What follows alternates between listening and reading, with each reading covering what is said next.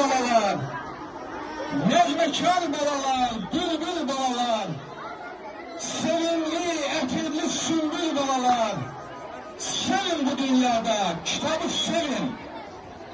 Kitab müqəddəsdir, kitab həyatdır.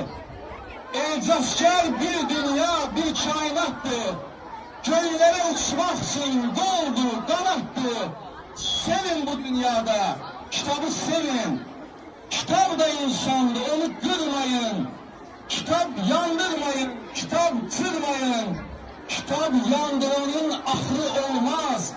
Kitabı tıranın ahı olmaz. Mehriban balalar, temiz balalar, sevin bu dünyada, kitabı sevin. Peygamber ne dedi kitap barədə? Okumak, okumak, yer okumak. İnsanın kimliği, şəxsiyyəti də kitabla yoğrulur, kitabla ancaq.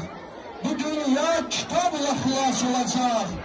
Bu dünya kitabla kurtulacaqdır. Necə ki kitabla başlayıb dünya, elə də kitabla qurtaracaqdır.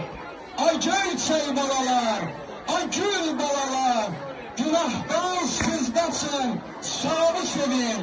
Sizi and verilən böyük Allah'a, sevin bu dünyada, kitabı sevin. Sağ olun.